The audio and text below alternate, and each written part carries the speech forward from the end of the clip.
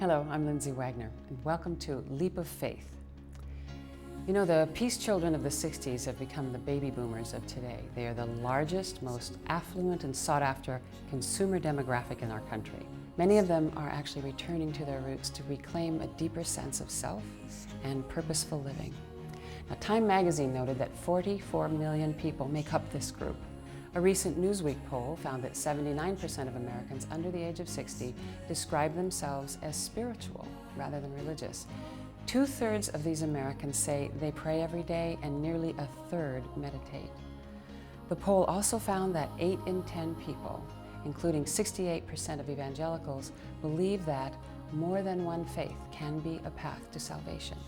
In this series, Leap of Faith, we will meet with extraordinary people, icons of success, superstar musicians, actors, filmmakers, athletes, racers, authors, artists, politicians, spiritual leaders, and business tycoons.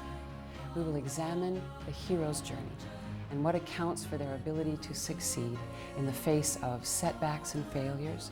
We'll also examine the emotional and spiritual process that pulled them through periods of self-doubt and empowered them to succeed in the face of those who said it couldn't be done.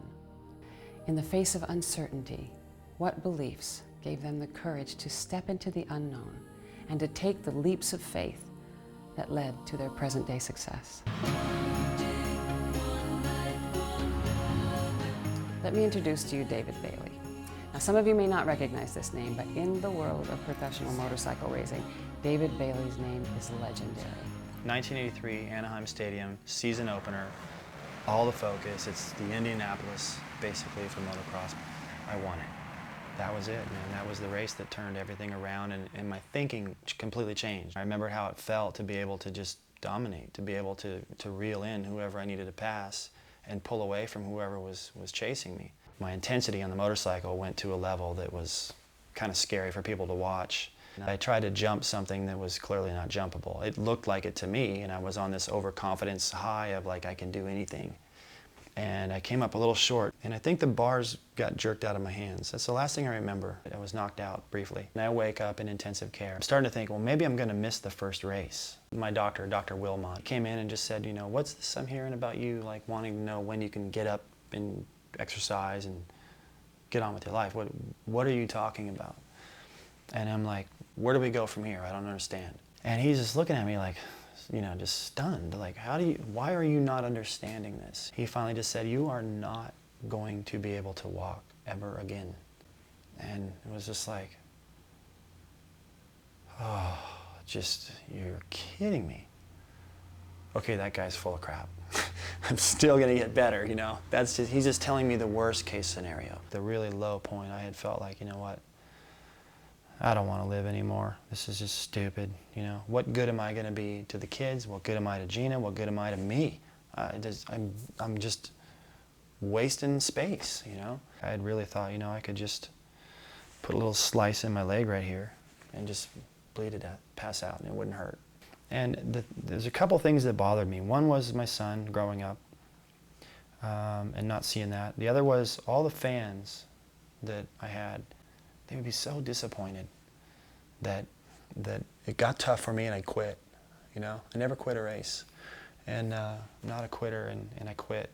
And I used that as leverage, like what if they knew this?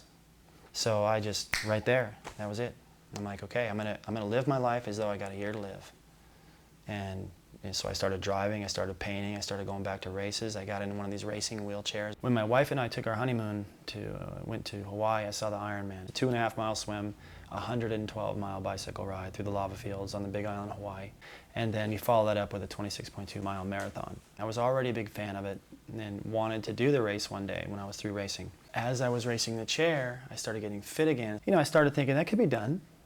The difference in my performance the last year, which I was able to win, was my approach to it, and that was that I wasn't going to give up.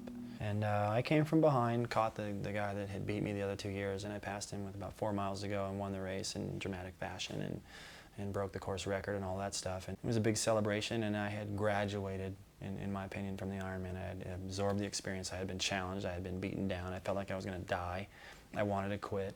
And I came back and I got through it and I won the event. And I realized that this is it. I learned enough. Now I'm going to take that, all that I learned, and apply that to the rest of my life. Through examining the lives of extraordinary people and their courageous accomplishments, Leap of Faith will help viewers understand and answer the two most central questions in all of our lives. What is my purpose in life? And how do I make my dreams come true? Sometimes you don't see